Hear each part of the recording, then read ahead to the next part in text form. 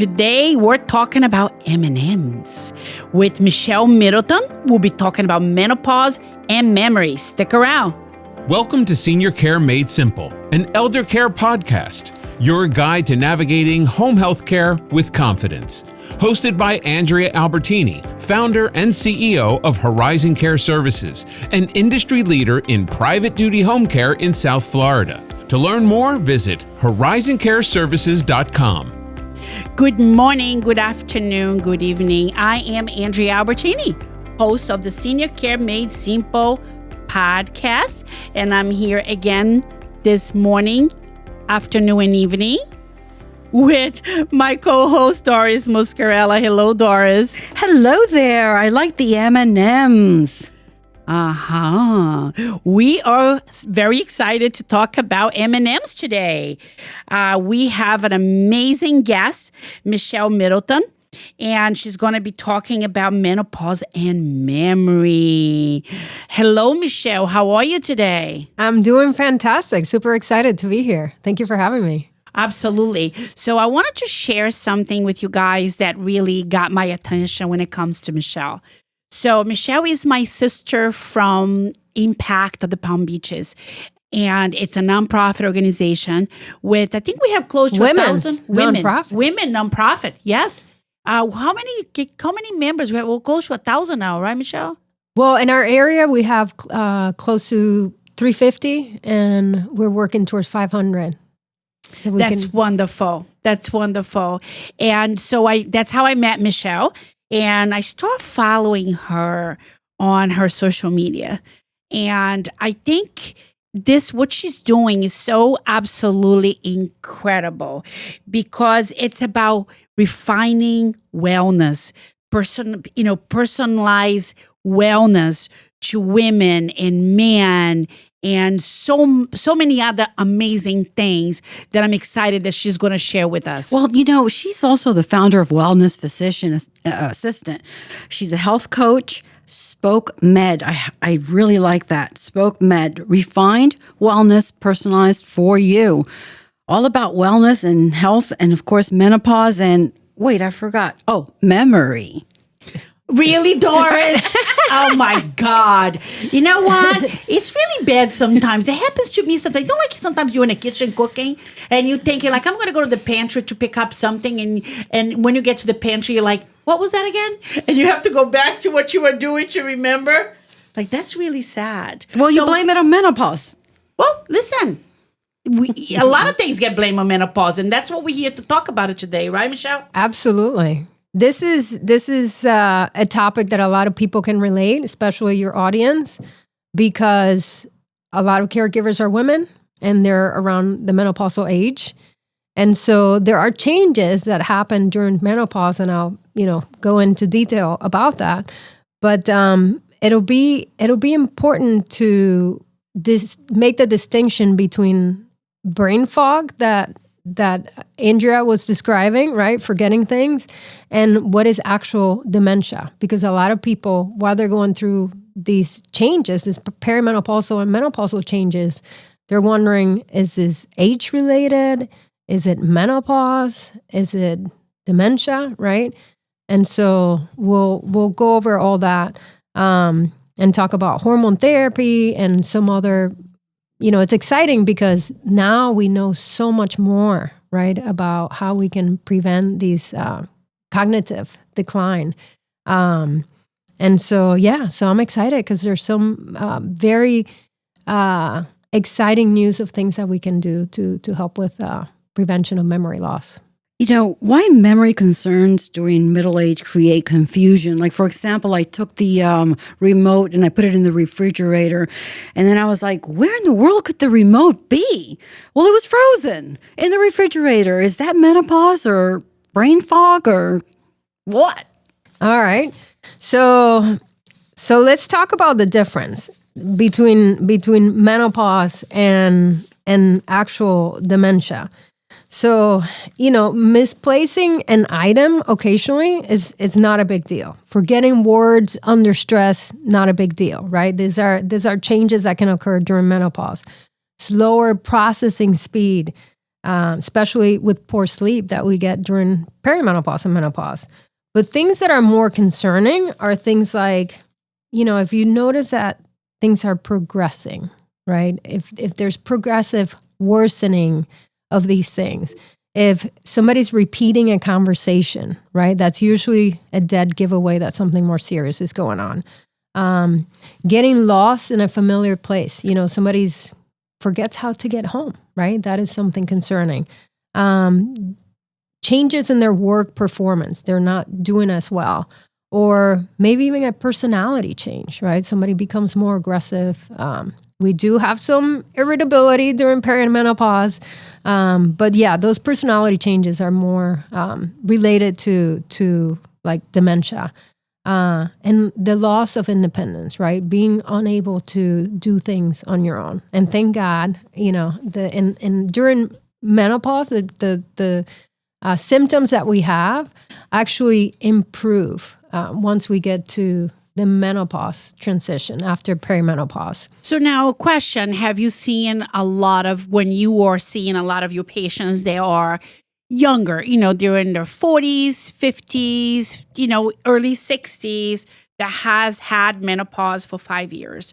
Have you found that a lot of them actually have beginning of dementia, Alzheimer's, or this is more related to hormones and nutrition? And, there's a lot that's involved sometimes. It could be stress related. It could be maybe taking the wrong medication. Absolutely. Absolutely. So as far as, age and menopause, you ask a lot of things, so I'll try to address them. So is it reversible, right? We know in menopause, the symptoms actually improve. And let me take a step back and let's talk about what these terms mean. What is perimenopause? What's menopause, right? So perimenopause, it's a transition. And you can think about the 3 Ps that women go through: puberty, pregnancy, and perimenopause. So these are hormonal transitions that women go through. For the sake of our conversation, we're going to focus on perimenopause. So perimenopause is the time when we are running out of eggs, basically. And the reason why that is so important is because during egg production is when we produce estrogen. So when we run out of eggs, there's no more estrogen. The estrogen declines and it's at low levels. So in perimenopause is that transition. The brain is telling the ovaries, please make some estrogen. And so estrogen levels are all over the place. They can be super high, like we see in pregnancy, and they can be super low, like we see in menopause, right? And so that crazy fluctuation that is going on with the hormones is a reason why we are having issues with our memory. And I say we because I'm in the perimenopause transition. And so once a woman goes into menopause and postmenopause, so menopause is one day, we talk about, I'm in menopause. Menopause is one day, is the day when you've gone 12 months without a menstrual cycle. And then after that, it's just postmenopause. And so once that fluctuation ends in that transition where you go into postmenopause, a lot of those memory, the brain fog, I forgot my remote. Your remote in the refrigerator. All that gets better. There's more clarity. So there is a light at the end of the tunnel. But there is sleep deprivation. You Yes. don't sleep. How do you address that? Okay, so that's a good segue. So in perimenopause and menopause, progesterone is actually the first hormone to decline.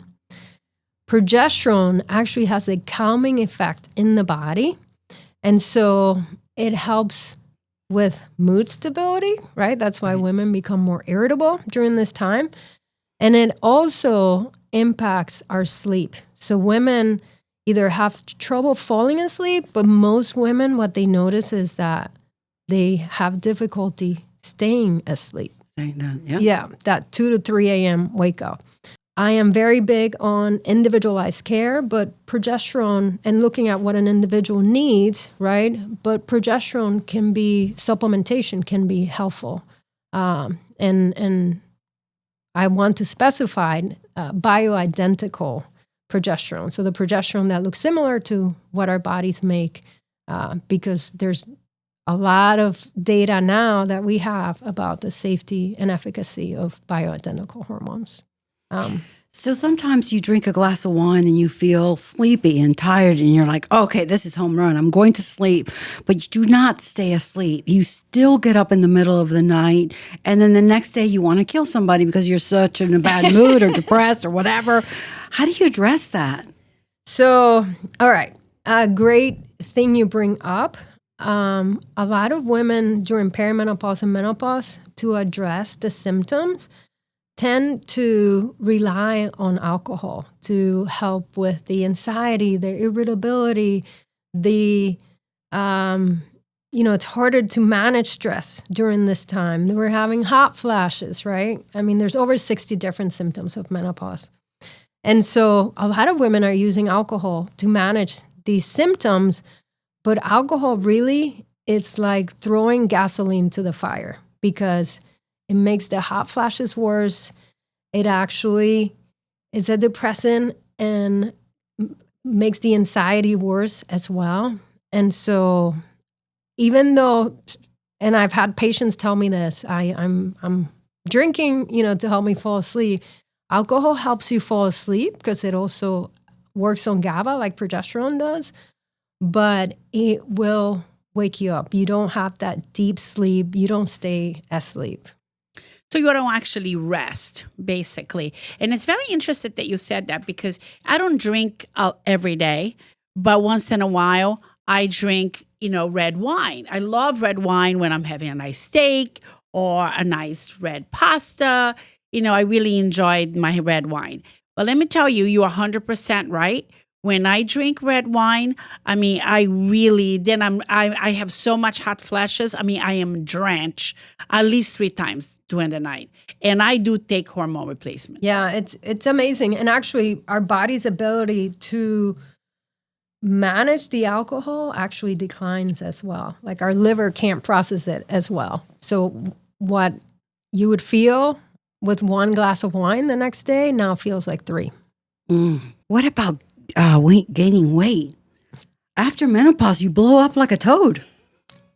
I know. You can't get it off. I know. Believe me, everything is like, are you serious? You do dance, you go to the gym. It doesn't matter. You eat only carbs, no sugar. Nothing. You starve to death. Some people does, what is it called, that thing that you don't eat for Fasting. Yeah. I mean, if I fast, I'm going to pass out. Oh my God, I got to have 3 meals a day, for God's sakes. Michelle, how do you handle this? That's a great question. So during perimenopause, there is a change in body composition that women notice. And it's related to the loss of the hormone, especially the estrogen, because estrogen helps with insulin resistance.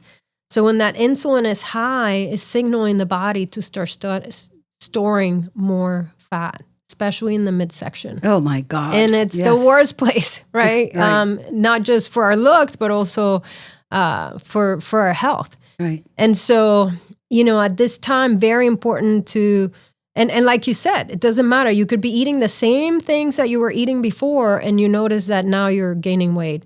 So paying attention to our nutrition, stabilizing our blood sugars by minimizing high glycemic foods. In other words, foods that raise our blood sugar. Carbs, like carbs? The starchy carbs, yeah. Starchy carbs. There's Starchy a difference. carbs, yeah. So, it's okay to have some fiber, right? And actually not okay. It's encouraged to have fiber, right? That's a good carb to have. Our veggies, some fruits. Yes.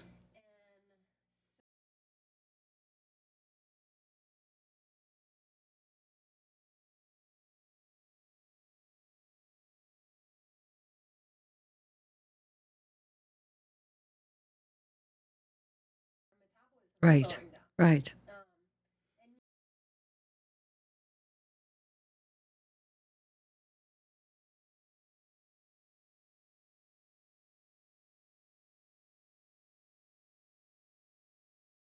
Well, see, this is very important for for the listeners and especially women to understand is that, when you're going into a doctor for hormones, you're going into an OBGYN or you're going into somebody that so-called specializes in hormone replacement, it's not just doing your, I'm talking from my experience, okay? So you go into a doctor, so he says, okay, we're going to check out your hormones. So check out your hormones. Okay, so we're going to prescribe you this, we're going to prescribe you that. You're going to take a pill before you go to bed. You're going to wear a patch or whatever the case, or a cream, whatever the case may be. I think that what's missing is in all of this is the piece that you are doing, about the wellness, personalize the wellness, because nutrition gets involved, exercises is involved, everything is involved. It's not just giving you the right hormones, you know what I mean? And I think that a lot of the practitioner is missing that, and that's what you're doing. That's why I was like really happy to have you on our show, and I'm so happy. I'm going to be consulting with you, because I think that what you're doing is absolutely fantastic, and creating that schedule with your patients. I'm very big on the 4 pillars of health. And I think it's important to work on those things even before we look at supplements, before we look at hormones, right? And the 4 pillars of health, very simple: nutrition and hydration. The second one is exercise, stress management, going to our conversation prior to the podcast, what you've been doing, Doris, and sleep.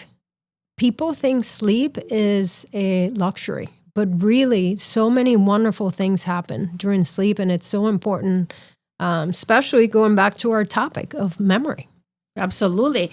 And, it is very important to at least have 7 hours of sleep so your body can rest, because that's how we reproduce a lot of our good stuff, right? Absolutely. Our neurotransmitters, our hormones, it's actually when our brain detoxifies is when the lymphatic system, which is the equivalent of our lymphatic system, when the lymphatic system is getting rid of the things that cause lesions later on that lead to dementia. So very important to get 7 to 9 hours of sleep. 7 to 9 hours of sleep? Oh, Yes, wow. Doris. I'm not sleeping enough. You're not sleeping enough. I'm not sleeping enough. Go to bed early. You know what I learned? I have a couple friends of mine, right? They go to bed at 8 o'clock at night, 7:30, 8 o'clock, they go to bed. They're up early in the morning. They are walking. They're going to the gym. Then they have their nutritionals breakfast, and they start their day. And they do that most of the time. I would say 5 days a week. Listen, I belong to the 5 o'clock member club, and I get up at 5 o'clock in the morning. I like to get up because that's my Zen time. I like to do my meditation, everything. So by 6 o'clock, don't call me, don't send me texts. I will ignore you completely until the next day, because that's my Zen time also. But I really like these 4 pillars that you talked about. But in exercise, I want to ask you, okay? Because we always think about exercise as physical fitness, okay? But I'm a big advocate for mental fitness. So I don't know, I want you to tell me if that helps with dementia or Alzheimer's or anything. But I'm a readaholic. I have to be reading and learning. It's something that I've always have. I live with my partner. He is older than I am, and that man reads like 3 or 4 books a week, which I commend him on because that's mental fitness. So what do you think about that? Absolutely. Learning a new skill, learning new things is part of prevention for dementia, especially when you vary it. So reading is good, but add other things. And maybe play some Rummy Cube with your friends if you do that. Maybe do things in community as well, because that's also good for our mental health. The exercise also helps with our mental health. And I love that you learn. That's a wonderful thing that you love to read. Yeah, I like to read. You know what I found as well? A lot of people don't like to go to the gym and work out and lift weight and do treadmill or the bike or whatever the case may be. There's other alternative. You got Pilates, you have dancing. I took on dancing. I take cycling. I love cycling. There is a lady in my cycling class. She is 90 years old. And I look at her and she's fit. There's lean. She's amazing in my fitness class, and I'm there panting. I can't breathe. And I'm like, oh my God. But and I told the teacher, I said, this is my Xanax. Okay, I don't take Xanax. This is what I do to prevent stress and stuff. And now that I know it prevents dementia, I'm going to do it even more. Absolutely. Yeah. So exercise has been equated to taking an antidepressant. Oh, I like it. Yeah. But also is finding the right exercise for you. And I think that we are so lucky, especially in Palm Beach County, where there's so many different things. You have Orange Theories, you have, there's all kinds of modalities that you can do. Even outdoor activities. You can yeah. go paddleboarding, you can go kayaking, you can go swimming in the ocean, right? Yeah, so just walk on the beach. We're so lucky to have a beach 2 minutes away from our home, to just go walk with your dog. And we have doggy beaches around here. Absolutely. Well, and there is a level of perfection, right? What would perfect look like? And then what would actually work for a patient, right? And sometimes going for perfection paralyzes people. Yeah, it's too much. And so, depending on the level of activity of my patient, I tell them, find what you love, because then it's not going to feel like exercise. And not only is going to help with the physical fitness, but it'll help with the mental fitness as well. So let me ask you, what's the caregiver's role in protecting brain health for a patient or, somebody that you're taking care of? So that's a great question. And, one of the things that caretakers can do is, keep a close eye on the patient. And if you see something that is concerning, like what I mentioned earlier, getting lost in familiar places, behavior changes, then encourage an evaluation. The other thing that caretakers can do is help the patients or their loved one with lifestyle changes, right? Encouraging them to move, like we were saying, encourage them with their nutrition, their hydration. And actually an important point about hydration, my father-in-law is 92 years old, and he's amazing. I mean, this man last year was in Africa on a safari, right? Wow. He's still very active. And he was concerned because he turned 92, and he noticed that his memory, which has always been amazing, and he's a storyteller, was starting to decline. And I know that he doesn't drink water, and that was one of the things that I just said, something so simple, right, to increase his hydration. And so to your point, that's another thing that caretakers can do with lifestyle habits, right? The nutrition, the hydration, the movement, the keeping them engaged, doing things that are, learning, right? Getting their mental exercise as well. So I live with my best friend, and he doesn't drink water ever. He drinks soda, Miller Lite a lot and stuff like that. I encourage drinking water. Mm-hmm. How do I work around that? Find what he enjoys, right? So for some people, it might just be adding some lemon into their water. They may just not like the taste of water. Maybe it's just a mindset shift, Right. Like I have teachers, for example, they are in a classroom. They don't have a lot of time to go to the bathroom, so they don't drink as much water because they don't have somebody to take care of the kids if they leave the classroom, right? And so finding ways around it, figure out what it is that is preventing him from drinking the water, if it's taste, is it work, right? And then finding ways around it. For some of my patients who live in the cold weather, they may not want to drink water because it's cold, Right. but they might be more inclined to drink tea. Like an herbal tea. that's a And for good some idea. people, the taste is more interesting than just drinking plain water. Yeah, that's a good idea. In today and age, there's so many amazing tea. You have raspberry, blueberries, there's so many amazing teas that you can buy and make him iced tea. Does he drink iced tea? Yeah. No, he doesn't drink iced tea. He drinks sodas, which is Really bad. It's really bad. It's Sodas are terrible. really bad. This is my therapy session, okay? I have another question because I joined this 40-day program I was telling you about, and it's about nutrition and all these things that we're talking about. So they asked me to increase my protein, lower the carbs, and do the fiber carbs and whatever the case may be. So I bought yogurt that has 20 grams of protein. I bought drinks that have that. So now I'm more aware of adding more protein to my diet, and I feel satisfied. I don't feel as hungry as I used to. Do you recommend that? Oh, absolutely. Protein, it's getting a lot of talk now because we have a lot of data showing the importance of protein for muscle mass, for longevity, because the more muscle mass we have, the better we can actually utilize glucose in our bodies and blood sugar stability. I cannot talk enough about it, but it's so important for health and longevity, right? Like preventing that insulin resistance, which is Right. what happens with diabetes. Right.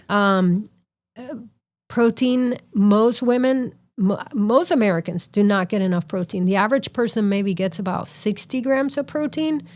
And I would say, start maybe with 100, 120 grams, just, an easy calculation for women, especially. One of the things that are a big risk factor for women, and this is all related to hormone therapy, with the decline of estrogen, women have lower bone density, right? If we preserve our muscle mass and we exercise, we do some strength training, right? Let's say you trip, you're going to be most likely to catch yourself and prevent a fall, right? Yeah. So after the age of 50, 50% of women will have an osteoporotic fracture. Oof. And when you have a fracture, especially a hip fracture, you have 30% higher risk of mortality just in Right. that first year. Yes. That's if you have surgery.